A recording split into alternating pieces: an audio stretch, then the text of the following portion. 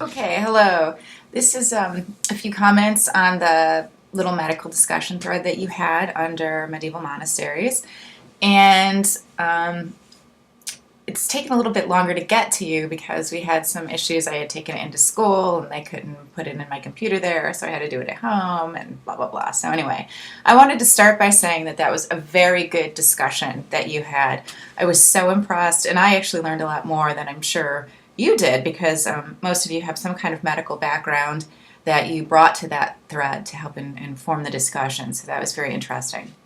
A few key pointers I want to bring up about medical history in the medieval period is that one, the monasteries were one of the few places that still had learning based on Greek and Rome studies. So they were able to preserve that information and use it for their patients, but it was partial. Again, it was one of the only sites of real scholarly learning, but a lot of the Greek and Rome teachings had been taken to the Middle East, and indeed even some to the Far East.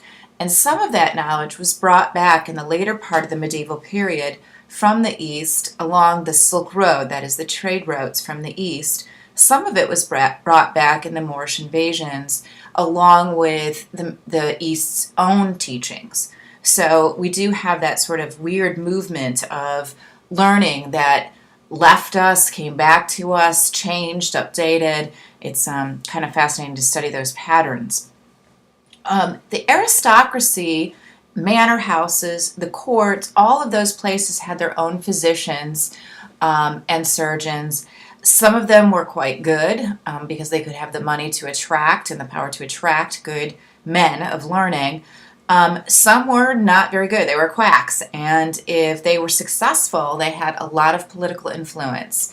If not, sometimes you could see untimely deaths in political places.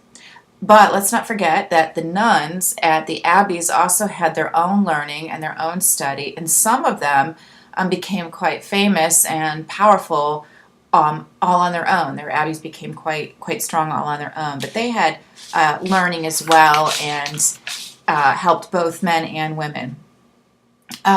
There was a tendency to sequester the ill, which is sometimes a good thing, as we know now, because we keep wards and separate, and we try to keep patients who are very sick separate.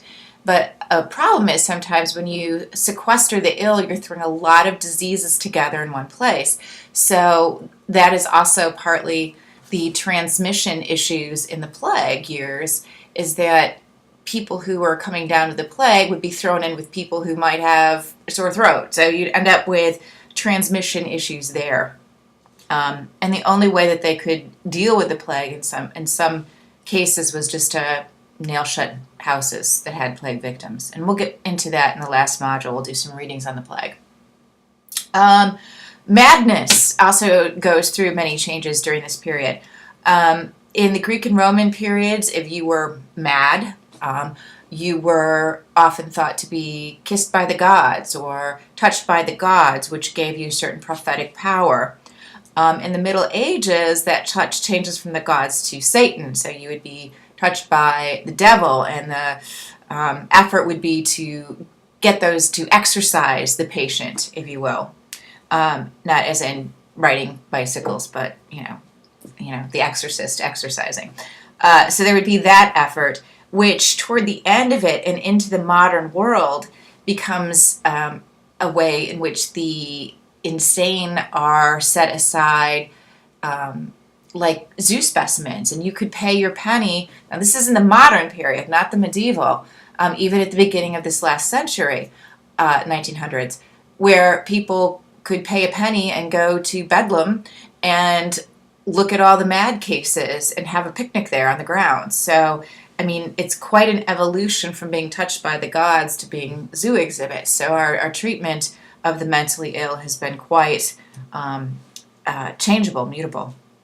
However, Freud and his dream symbolism really has a lot to owe some of those earlier years, because in the medical period in the medieval world, in the medieval world's medical period, remember that doctrine of signatures where illness would literally be marked on the body.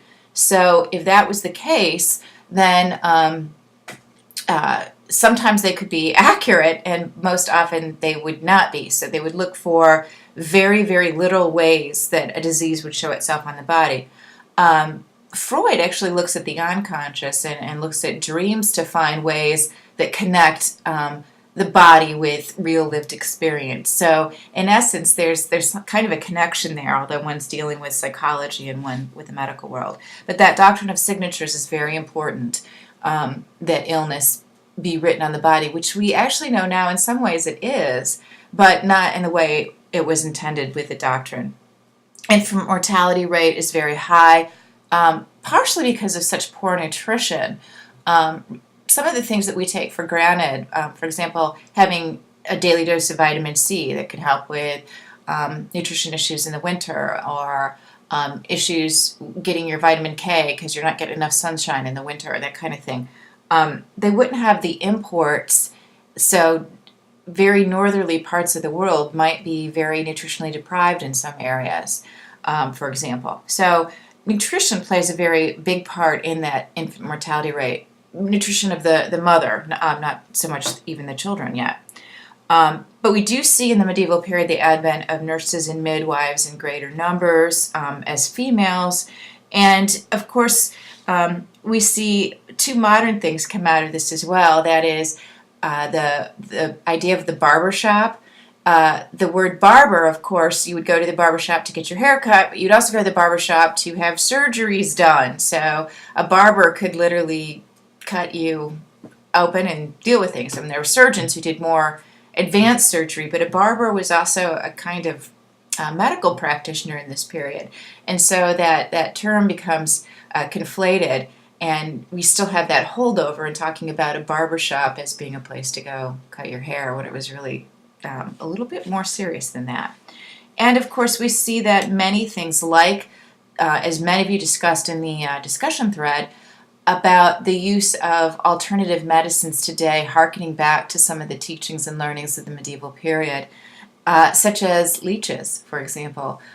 We have found very real places where leechcraft is useful in modern medicine. And of course, that was, bleeding a patient could be a very standard medical practice. But of course, we hopefully don't bleed people today to quite the extent of taking them to death. Sanitation being an issue, one of the biggest issues for medieval medicine is they don't have the invention of soap yet in most of the early and middle medieval periods. Soap comes to us from other places, and it comes a little bit later, but not in time for all the people who died from lack of good hygiene in the hospitals before that time. So anyway, that's just a quick rambling few thoughts on some of the more interesting points of medical history. I hope it makes sense to you. It's a little early for me this morning, but we'll keep going. So thanks.